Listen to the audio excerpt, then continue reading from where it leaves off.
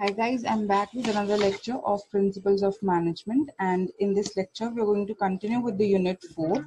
So before we start, just a brief introduction. So I'm Sandhya Rao, working as an assistant professor at St. Andrews Institute of Technology and Management. The topic that I'm going to cover today is the kinds of control system and the prerequisites of an effective control system. So let's get started.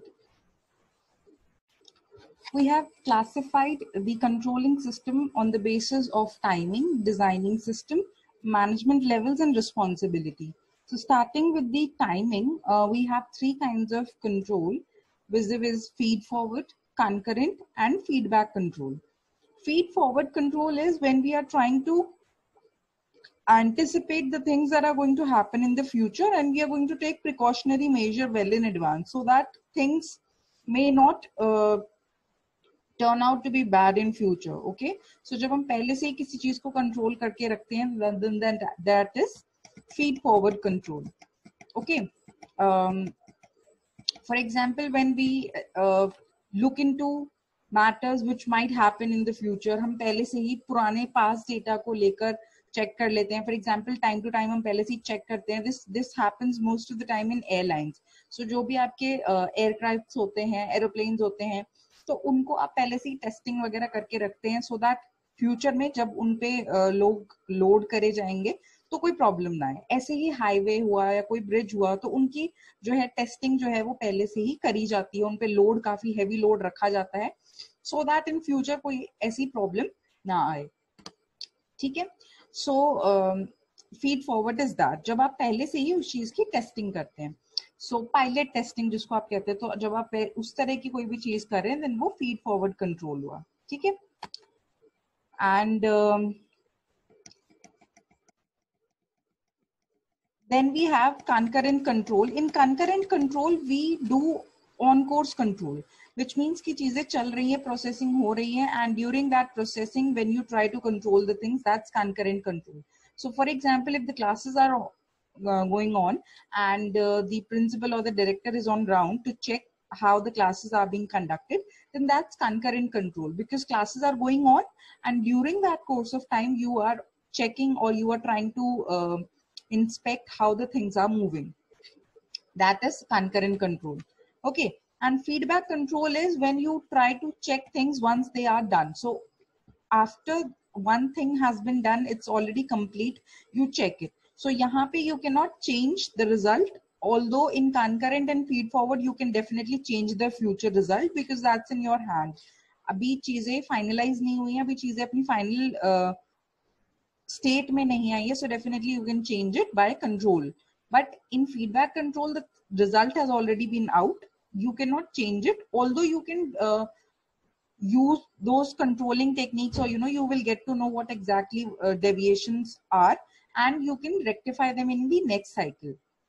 So feedback control is possible only after the job is done. So for example, your final result report. Now your report is already out, your result is already out, your semester is already over, so you cannot change that result, but you can definitely improve in the next semester. So that is feedback control. Okay, now on the basis of designing, we have another kinds of controlling system: market control, bureaucratic, and clan control. Market control is when we are trying to control the things based on the market report, based on the market stats. So for example, price and market share, these things which are relating to the market will help us to know how we are going to control the things which are in our hand. Okay, internally हम चीजों को कैसे control करेंगे. So this is what market control is. Then we have bureaucratic control, in which we try to control the organizational rules and regulation, procedure, policies. So anything that's bureaucratic in nature, जो bureaucrats prepare करते हैं, जो आपकी policies वगैरह, programs वगैरह, procedures, ये सब चीजें जो हैं ये आपकी bureaucrats जो होते हैं वो frame करते हैं. तो these kinds of things when are controlled, then that's bureaucratic control. So जब आप strategic चीजों पे focus कर रहे हैं, उन चीजों को control करने की कोशिश कर रहे हैं, then that's bureaucratic control. Now, when we talk about clan control, it's when we are trying to control the group dynamics. Group में there are people with different values, different vision, different norms, different traditions, different beliefs. So when we are trying to control these particular things, you know, a group may people having common goal, people having common value and vision form a group. So when we are trying to control that group, that's called clan control. Now, on the basis of levels, we have again different kinds of controlling system. Operational control is there, structural control is there, tactical control, and strategic control. So when we say operational control, we are trying to control the lower level management, जो lower level पे, ground level पे जो चीजें होती हैं, because operational level पे चीजें के जो हैं उनका काम सिर्फ यही होता है to convert input into output. Okay, so their profile is only limited to this work. So it is exercised almost every day. Operational control daily basis पे किया जाता है. Okay, and then we have structural control. This is somewhat similar to bureaucratic control, because here we are trying to control the structure of the organization. इसमें आप clan control भी include कर सकते हैं. And again, this is done at middle level management. Top and middle level management may be involved in this. Then tactical is somewhat relating to middle level management, which deals with the departmental objectives. Then we have strategic control, which is already been covered, wherein we are trying to control the early warning system. It's somewhat similar to the early warning system, wherein you get to know what's going to happen in the future, and you decide whether the effectiveness of a corporate business and functional strategies are successful in helping the organization to meet its goal. So this is exercised by the top level management. Then on the basis of responsibility, we try to establish responsibility on different responsibility centers, and this control may be internal or external. Internal control permits highly motivated people to exercise self-discipline, which means that, you know, people take responsibility for their work, which is internal.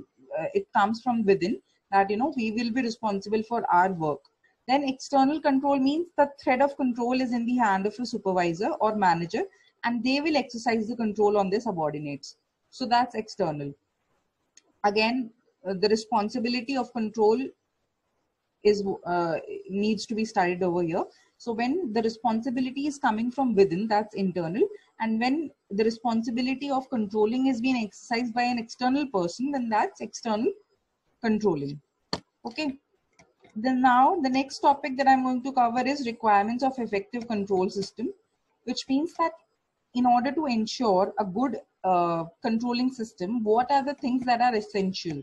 So first is focus on objectives and need. Your controlling technique or controlling system should focus on the objectives and needs, because if you are controlling a totally different thing which is not matching up with your objective, then that is of no use. Okay, for example, your objective or your goal is to score 90% marks, and you are trying to control your play time, or let's say you are trying to control your miscellaneous time, then in that case, that will be helpful only if you are also focusing on your study part, because you have to find a relationship between these two things. So only if you are trying to control the time you are watching TV or you are playing, and you are not affecting, or you're not changing the time you're actually putting into studies, then that will be of no use, because you are not focusing on your objective or your needs. You're focusing on external things or secondary things. So another example can be the personnel department may use feed forward control for recruiting a new employee and concurrent control for training. Now at this shop level, control has to be easy, but more sophisticated and broad ranging control may be developed for higher level managers. Thus, control should be tailored to plans and positions. So according to your needs, according to your position, your plan should be framed out. The next thing is immediate warning and timely action. Whatever controlling system you are following, that should give you early signs of warning, because in that case only you will be able to take timely action. Otherwise, it's of no use. It will be a futile exercise, because once the time is gone, you won't be able to take the. So it should be able to give you timely warning signs, and so that timely action can be taken on that. Then next is it should be indicative, suggestive, as well as corrective. Indicative means that, you know, it should be able to give you early warning signs that, you know, you are deviating from the required course of action. And it also should suggest you a corrective action plan. Your controlling technique should give you a suggestion that as and when there's a deviation, what are we supposed to do? Then it should also be corrective, which means that you should be able to rectify the error which have been committed, and you can rectify the loss that have been incurred. The next is understandable, objective, and economical. Whatever controlling technique you are exercising or controlling system that you're using, it should be understandable, it should be easy to understand, and, you know, easy to comprehend. It should be performable, and also it should not be very expensive. It should be economical. ऐसा ना हो कि जो आप काम कर रहे हैं उससे ज्यादा खर्चा आपका वो कंट्रोलिंग सिस्टम को लगाने में हो जाए. So it should not be there. So definitely you should ask certain questions that, you know, how much does it cost, or what will it save, or what are the returns on investment. So these kind of questions should come up in your mind when you are deciding on the controlling system that you're going to use. Then next is focus on functions and factors. Your controlling technique should focus on the different functions that the manager plays. For example, we all know that, you know, there is production function also, there's marketing, finance, HR. So many functions are there. So we should be able to exercise our control on each and every function. Also, there are other factors that govern the entire system of management, vis-a-vis the quality, quantity, timely use, and costs. So we should be able to justify our controlling system on these factors as well. It should not be compromising on the quality of our product. Again, quantity should not be compromised. Timely use hona bahut zaruri hai, and cost should be minimized. Okay, and if the requirement is such that, you know, we are not able to find one particular controlling system which includes all these features, then we can have multiple controlling systems as well. And next is strategic point control, which means that it should not be like, you know, you are trying to control almost every aspect of a particular thing. You should be able to focus on the certain strategic points, because कई बार ऐसा होता है कि may be जो deviations आ रही है वो सब चीजों में नहीं आ रही, वो किसी एक पर्टिकुलर पॉइंट से आ रही है, एक पर्टिकुलर एस्पेक्ट से आ रही है. तो you need to identify that particular point which is causing problem, which is causing deviation, and you need to control that particular point only. So you need to be more alert as to what my strategic or critical or vital points are. You need to identify them. Okay. Then it should be flexible. Your controlling technique should not be very rigid. It should be flexible, यानी कि environment friendly होना चाहिए. As and when the changes are coming up in the environment, you should be able to incorporate them. And the next thing is that you need to also pay attention on the human factor, your employees, because they are the ones who are actually going to work with you. So the aim of control should be to create self-control and creativity among the members through emission in the organizational culture. मतलब आपको organization की culture में development इस तरीके से करनी है कि लोग खुद में ही सेल्फ कंट्रोल एक्सरसाइज करें एंड क्रिएटिव बने ज्यादा से ज्यादा.